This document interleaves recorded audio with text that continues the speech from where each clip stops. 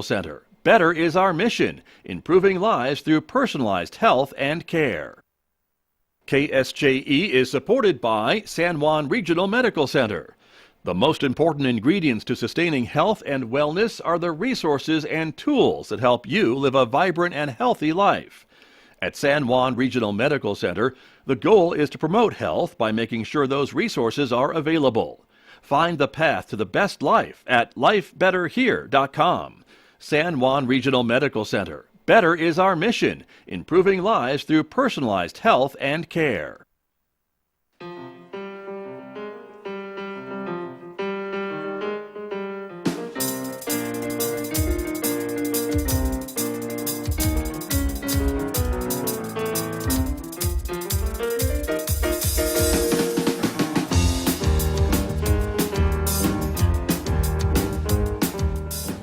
Minutes past 8 o'clock. It is Wednesday morning, the 22nd day of February 2023. Good morning, everyone. I'm Scott Michlin, and thank you for tuning in to KSJE 90.9 FM over the air right here in San Juan County, New Mexico, 103.3 FM broadcasting in Durango, Colorado, and of course, everywhere else on the planet. You can tune in by going to our website, KSJE.com. Welcome also to our viewers, because, of course, this is a community-supported visual radio station. The video is streaming out live to the KSJE Facebook page, our YouTube channel, and our Twitter account this morning. So we're glad that you are all with us today to join us for our conversation involving Farmington schools. It's our monthly update from Farmington schools. Lots to talk about this month, so stay tuned for that coming up in the next few moments right here on KSJE. And then later on this hour, we'll be checking in with Ron Price about our weekly series, Life in the Sandbox, and learn more about communication skills from Ron Price here at 8:50 a.m. on KSJE today. Next hour, of course, it's Roving with the Arts. Mick Hess is going to be featuring music from Verde this morning. That's a special 90-minute version on Wednesdays, of course, because that takes us to 10:30. And right on Four Corners, our local and regional author program with Delcherie Gladden. This week, she is speaking with Britt Ward about his book called Piggy. You'll hear that interview today at 10:30 on KSJE's Right on Four Corners. Weather forecast outside our studios here at San Juan College. It is currently 40 degrees, some light rain around. We've had some mix of sun and clouds already this morning. We're expecting temperatures to actually get colder as the day progresses, and those winds are out there as well, and they'll be with us as well today. We've got a pretty good chance, in fact, a 70% chance of continued rain showers or snow showers today with that high of 41. We may have already hit that high for the day today. Winds continuing overnight tonight with a low near 27, then another windy day on Thursday with a high near 40 tomorrow and an overnight low of 27. Partly sunny skies on Friday and Saturday with highs on Friday near 46 and topping off about 58 degrees on Saturday before the next storm system maybe moves into the area on Sunday. Well, let me introduce my guests who are here with me this morning, as we mentioned, getting an update on our regular monthly spot with Farmington Schools this morning.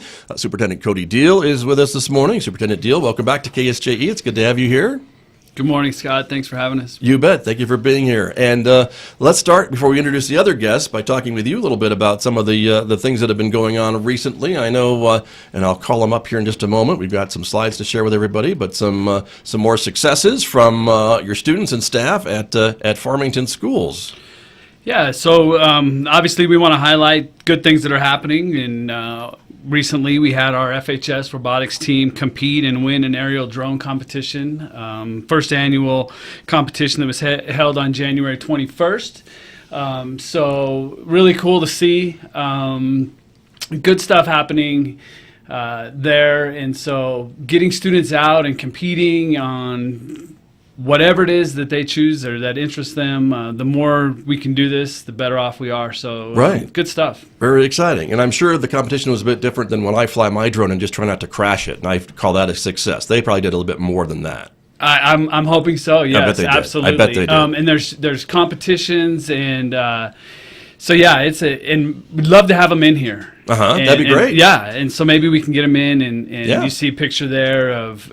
It looks a little different than, flying the drone in the backyard, right? Right. And, our public relations teams have a couple drones that they fly around, and they crash them regularly. So maybe they need some help. Maybe they do.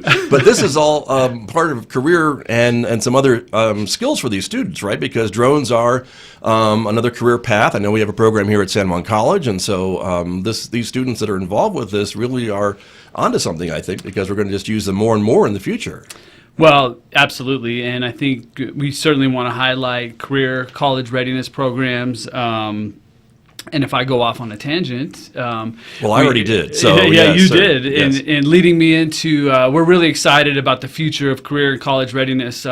We have legislation happening right now around graduation requirements, House Bill 126, and hopefully that gives us a little flexibility, if it passes without amendments, to create more opportunities like this for students to do things that interest them, Sure. career pathways, and we talked a little bit about this last time I was here. So with that being said, we've hired a career college readiness person to oversee this, Milo McMinn, who has been with the public education department in that capacity, along with some of our other districts, surrounding districts. So we're really excited to have him on board, and I think to expand that program, and the possibilities are infinite. Right. You know, so I mean, it could just grow, and we're looking forward to working with Milo and growing the programs. Very good. And that, I think, is some breaking news this morning, because that hasn't really been publicly announced until just this second.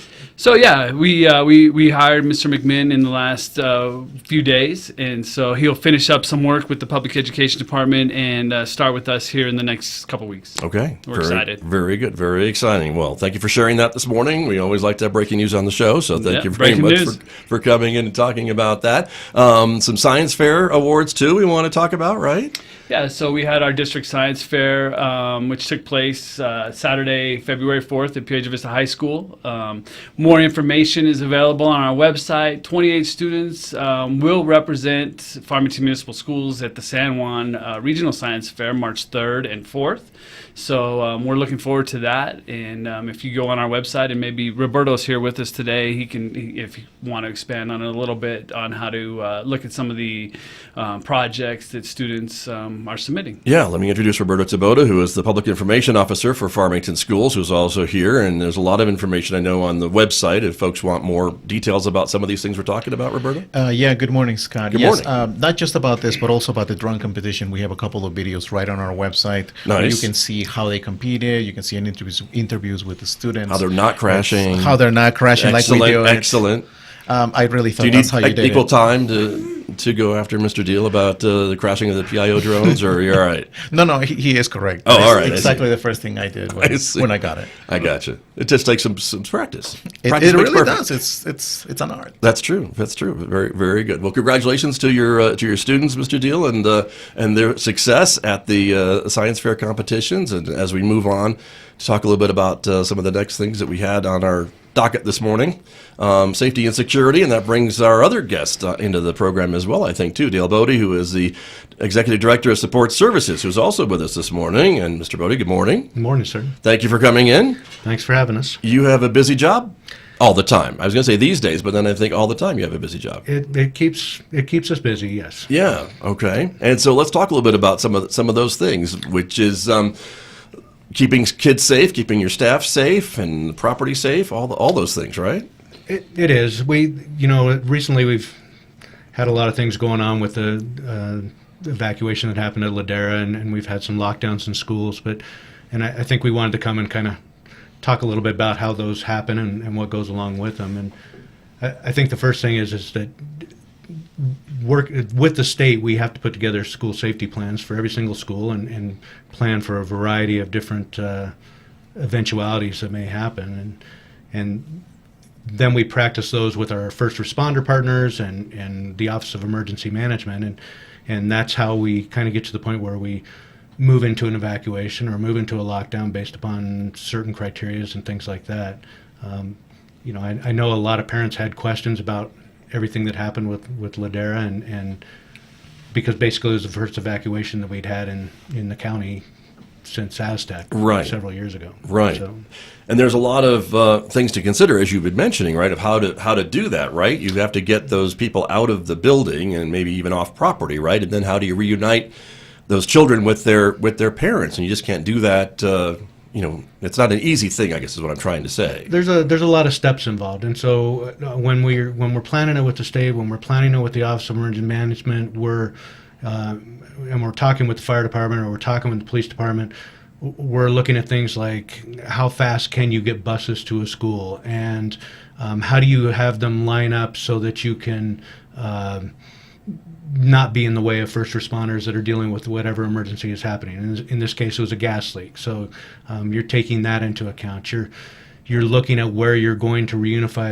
and what makes the best sense. In this case, we used one of our high schools because it had a lot of bathrooms. It had a cafeteria set up because, of course, these things never happen at the best time. There is no best time, and so this one started at a lunchtime. Mm-hmm. So now you have to feed 500 kids, and then you have to have enough space that parents can respond and show up, and you can make sure that you're getting the right kid with the right parent. Right, and I think the parents are coming, and you want them coming in an organized way. They just can't drive up and screech to a halt and run in and look for their kid, right? You want to be able to make sure the child is assigned to the right parent and getting into the right car and all these different moving parts. Yeah, and in this case, the parents at Ladera did an amazing job. I mean, you're trying to figure out what's going on. We're trying to give out some information so that you understand it's not an emergency situation. We're going to try and have everything orderly.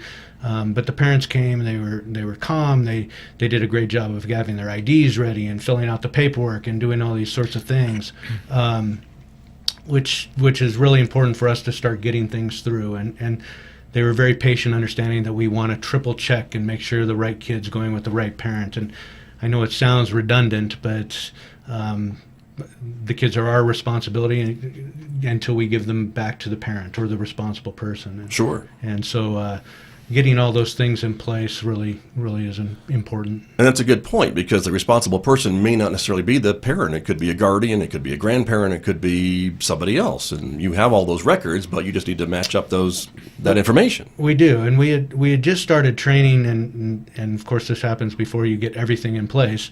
But we had just started training people from our main office so that they could fill these roles. And so it wasn't just the one person that does the registration at the school that's doing it.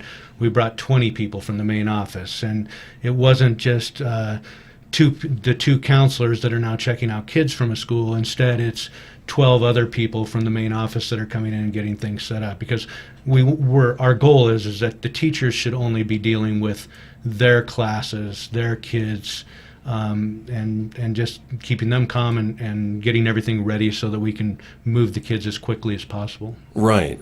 And I want to bring Roberto back into the conversation here, because the person responsible for getting all that information out to parents who are wondering what's going on falls to you and your department, right? And you use a lot of tools to try to get that out as quickly as you can. It does.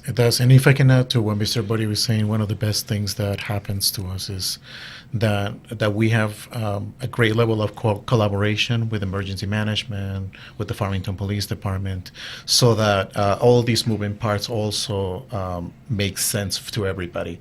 And the messaging part, I mean, I had assistance from other PIOs, the staff from Farmington schools, and so we were able to inform parents as timely as possible, which is what we want, and as accurately as possible, that this is what's happening, this is what we're doing next, and this is where you can find information. And so that is what we did. And right. And the school district has a system to contact parents, right? In case of an emergency or things like that, you can do a robocall or whatever or text messages and things like that to get information directly to parents, guardians, adults. Yes. So the system is set up basically to send everything all at once, to post it on social media at the same time as our website, and to send a call, a text, and an email.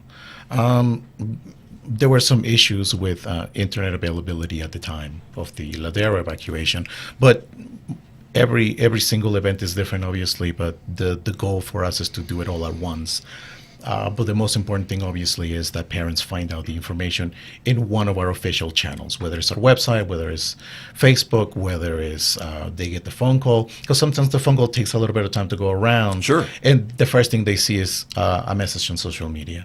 So that is a goal accomplished for us because they do see the message. They know that we are telling them this is what's happening. Right. But the key word there that you said was official channels. And I think that's really important, too, because I'm sure in addition to your messages going out, there were a lot of other messages in non-official capacities of folks who may have heard something or thought they heard something or maybe heard a bit of a scanner report or what have you. And then that hit social media. And, of course, parents, understandably so, are concerned. And so it's really important that they're getting the information from the official channel. And I know any parent whose child may be in some kind of an emergency wants the information yesterday because they just don't want to wait to hear what's going on where their child is involved. And I know you're getting that information out just as quickly as you can, but you want it accurate. Absolutely. That is one of our goals, to deliver really accurate information. And the parents know it as soon as we have it and we can tell them. Right.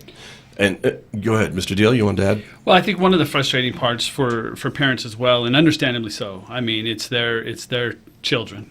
Sure. And so when they make a phone call to the school and they're not getting an answer, they get frustrated. But just know that probably the reason you're not getting an answer is because we don't want to answer our phone. It's not that we don't want to answer our phone, is that we're all hands on deck try to ensure that your students are safe. So we will work with our IT department to come up with a solution for that, because it is frustrating, and I understand. You want to know, and you want to know now. We're doing the best we can to get the information out as fast as possible. Right, but you've got how many students for Ladera, for example? I mean, it's several hundred, right?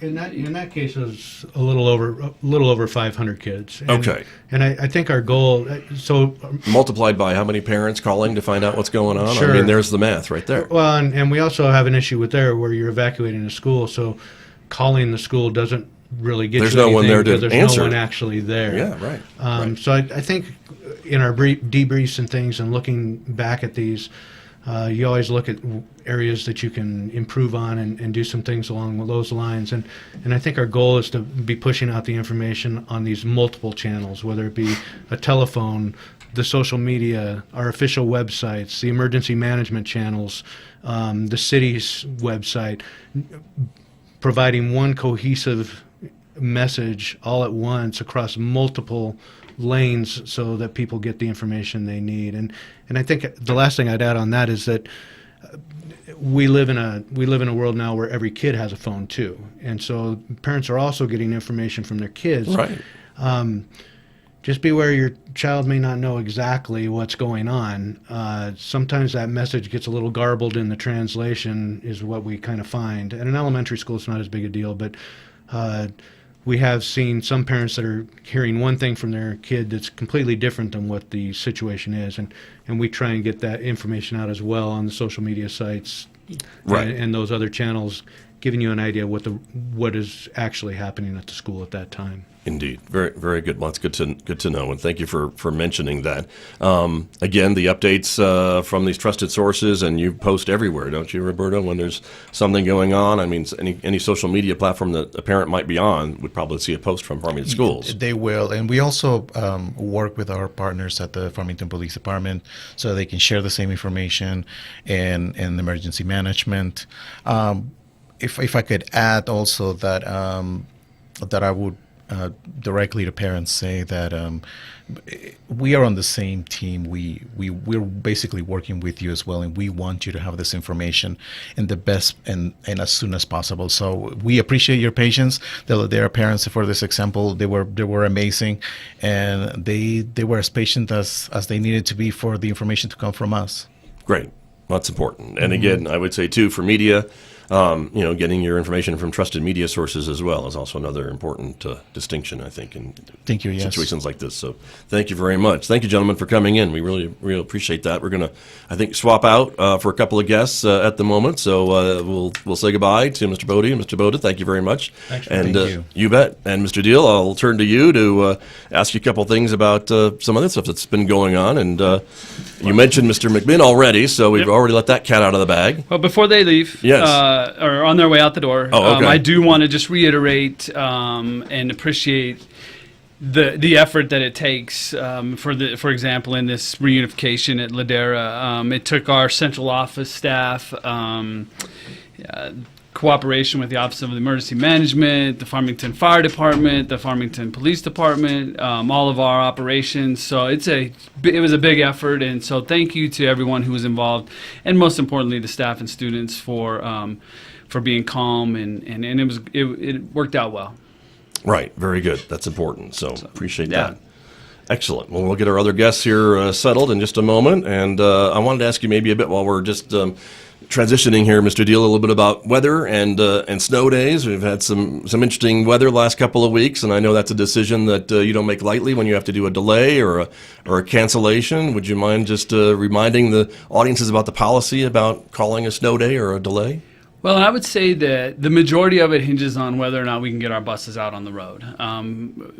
Half the people love me and half the people don't, and when we call a snow day. But ultimately, going back to our conversation around safety, our transportation department, there's several of them, mechanics, the two transportation supervisors, they're out on the roads, checking the roads, making sure that our buses can function and do what they need to do to transport our kids safely. And that's typically how we make our decision. And if they can't, then we'll call a 2-hour delay or cancellation, depending on what the weather looks like. So it's not the amount of snow. Typically, right? People. I get a lot of comments that it didn't snow much, but if our buses can't maneuver around and we can't get our kids to school, then we have to do something. And along those lines, clearing parking lots and sidewalks. So it's a big effort. It's not a decision that we take lightly. And not the amount of snow on 30th Street outside district offices. It may be the weather conditions in other parts of the district that go very far south of the city. Folks may be surprised to know that you have buses going down 371 quite a ways. We do quite a ways, and not only that, but up the La Plata Highway to the state line. Right. And so,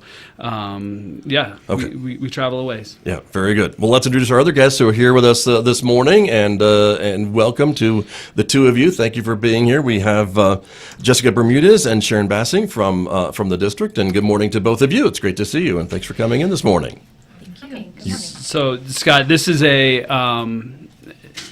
department, the Student School Family and Support Services, who works behind the scenes under the direction of Ann Deal. And you don't see them much, but they are so valuable to what we do as a district to support students, not only coming in, and I know they're going to talk about Ready for Kindergarten, but I want to talk about a couple other things that they do before they before they get into that. They run our family engagement programs or support, what we call APTT, but how we get students or how we get families engaged with students. They support and run our out-of-school time programs, which most people know as after-school programs or summer school programs, and they'll talk maybe a little bit about that as well. And then, of course, our parent liaisons, and we have parent liaisons in all of our schools, K-8. Our Title I schools, or our schools that are identified as Title I schools, K-8, and Ms. Bermudez supports and oversees that program as well. So I just wanted to highlight a few of those things before they get into what they're really going to talk about, which is something so exciting to us and really happens tomorrow night and throughout the year, but a big event tomorrow night. So I'll turn it over to them. My goodness, that's great. So welcome again. And so talk to me a little bit about what's going on here tomorrow night. Who wants to start? Oh, well, I'll go ahead and start. Sure. Because we'd like to share with everyone what the workshops are really about, Mm-hmm. and actually the why of these workshops. The why of the workshops are that the data is showing that about 40% of our students who enter kindergarten are behind. And we know that parents and family are just such a vital, just an important part of the whole learning process. And so as a district, we investigated and researched this program, and it is a research-based program. The focus is literacy, math, and social emotional skills, and it has 26 targets, and those 26 targets are from birth to age 5, and there's different stages within those targets. And what we really appreciate about this program is the fact that it always is just going over the fact that parents are the first and most influential teachers in a child's life. And so that to us is very, very important, because we know that we cannot do our job without the whole support of families. Right. We've heard that for a long time, how important parents are and to be engaged in their child's education from early. Right. Yeah, forever, exactly. right? Yes, because we all need somebody. And isn't it great for families to champion their kids and be there for them? And so we just, as a district, wanted to provide resources for parents. We haven't got to that birth point yet. Right. But we started with this, age 4 and 5, and then we've gone to 3s and 4s. But actually, the design of the program is there are like 3 workshops, and each workshop is about an hour and a half long. Materials are provided for families. They're called a toolkit, but they have really great toys. Most people would perceive them as toys, Right. but we actually teach families how to use these games and activities to support their child during play. Right. Pardon me for interrupting, No, but please. at that age, I think having them play also teaches them important lessons, right? Exactly, that social emotional piece about how to get along with each other, how to act, just how to just grow socially and develop. Sure. And While you're being a emotionally. kid. Right, You know. exactly. And what the research is even saying that the value of play is so important that it's actually more important that if a child sees something and plays with it and interacts with it, that it actually helps them learn better and quicker. Right. And so basically, the program encourages parents to play with their child for 10 minutes every day, and they call it purposeful play. And you take one of the activities or the games, and you work with your child with these. But we really encourage the parent to make sure that the child is enjoying it, because it's not supposed to be academic. It's supposed to be something that the child enjoys, that the parent enjoys doing with the child, and that interaction. And also, it really encourages 20 minutes of reading every day, which is so vital for early literacy. Right. And so I'm going to let Jessica go ahead and take over and Right. kind of discuss more about our workshops. Very good. Jessica, go right ahead. Yeah. And welcome. Hi, thanks. So as Mr. Deal said, tomorrow is our first workshop. Right now we are working with children that are 4 to 5 years old. Actually, they're parents, so parents of 4 to 5 years old. These kiddos will be starting kindergarten in the fall. So there are 3 parts to each workshop, and we do appreciate parents coming to all 3 of them. So we'll have one in February, one in March, one in April. And they all have different components, different targets that we touch on for each one. And also different activities and tools. So you get new tools or toys at each workshop, which is awesome. And parents don't always know that it's new and different stuff each time. So tomorrow is our first workshop. It is at the FMS Central Office at 5:45. 5:45. Okay. 5:45. And Sharon said it is about an hour and a half long. And now, if parents are hearing the first thing about this morning from us, and they maybe would like to sign up or get involved, how can they do that? Is it too late to just show up tomorrow, or what would you say? No, it's not. So we do welcome walk-ins. So if people just show up to the central office tomorrow at 5:45, we'll get them registered, and they are all set to go. You can also register online. It's on the FMS website, or you can follow our Facebook page that is Ready for Kindergarten at FMS. And there's all of our flyers and lots of information and a registration link. It's pretty quick and easy to do. And these are going to be once a month, it looks like to me, from the graphic that we're showing Yes. on the screen, right on Thursdays Yes. at 5:45. Yep. So we've got February 23rd, March 23rd, and April 27th, all Thursdays at 5:45. So when you show up, we do have different workshops for English and Spanish, which is great. We have really great Spanish presenters that have a big group there. We do have childcare for children 3 and up, and they do a lot of fun activities, crafts. They have dinner for the kids, and so that's fun all by itself. But then the parent workshop, we also provide dinner, and as we said, all of those materials that are about $200 worth of stuff. So we have great stuff also. Nice. And because of that dinner and childcare component, it sounds like parents don't have to worry about finding someone to watch the kids while they come to this, right? You've got that taken care of. Yeah, they can bring the whole family. Everyone gets dinner, and everyone has fun and walks Right. away with some stuff. Very, some cool stuff. very, very good. I wanted to ask Sharon a little bit about the reading component too. You mentioned about this because it's just so important, and we talk about how important it is to read to our children, even if they don't know how to read. But reading to them is another important part of learning, is it not? Yes, sir. Very much so. In fact,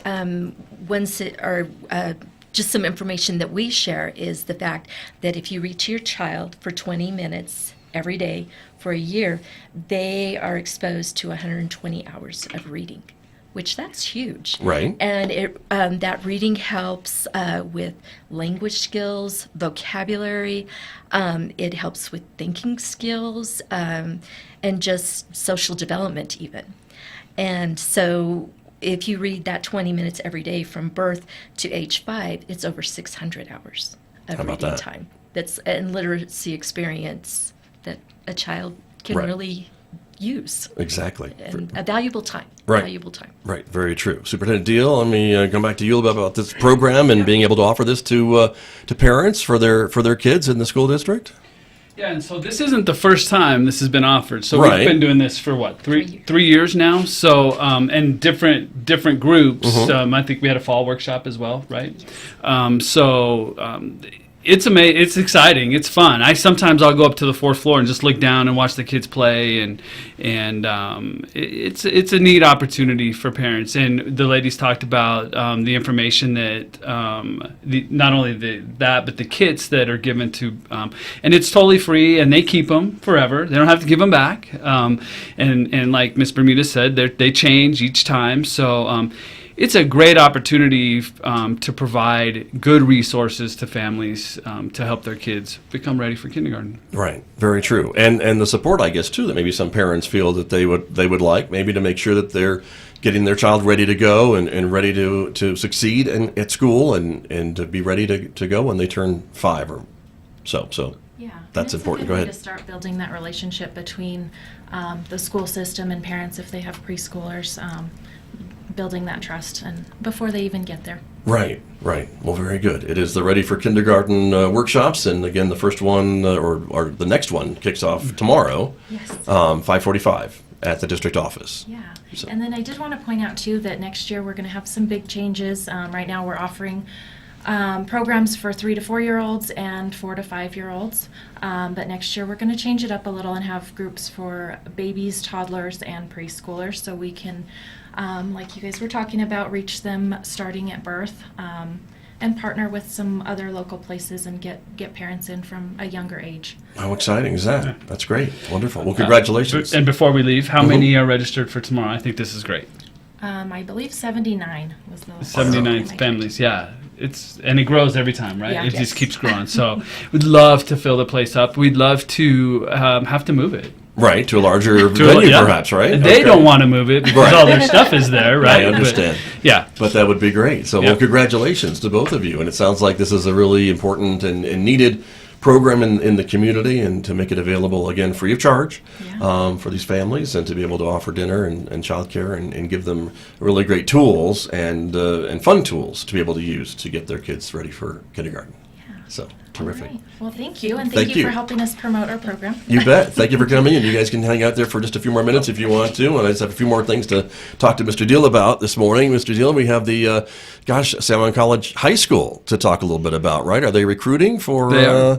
for their next class? Yes, and I think the application closes at the end of the month, so maybe the end of this week, and the February 28th, I think it closes, or is that say the 28th or the 26th? Oh, I need some glasses, Right, Scott. me too. 28th. The Yeah, 20th. so it closes the 28th. I'm just- So yep, we're recruiting and I'm going. feeling very old by saying class of 2027. That's what's bothering right. me, Mr. Deal. But go ahead. So yes, applications are coming in, and they'll start that process as soon as that window closes. Okay, very Exciting. exciting, right? Mhm. And great bunch of students at San Juan College High School, I know, and we see them here at San Juan College all the time, roaming the halls and going from class to class. It's a great program, and we have not only here at San Juan College High School, but we have 11,000 of them that are great. Yeah. It's amazing. Very, very nice. All smiles here. And then one final plug for job openings, it looks like to me, right? Come work for us. So we always have something, whether it's parent liaisons, instructional assistants, teachers.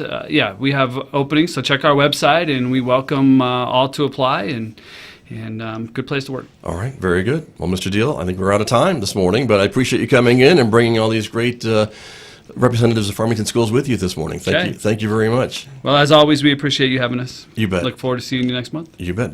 You're booked. Okay. Thank you very much. All right. Cody Deal, Superintendent of Schools with the Farmington School District, and also our guest this morning from the district as well here on KSJE. Thank you all very, very much.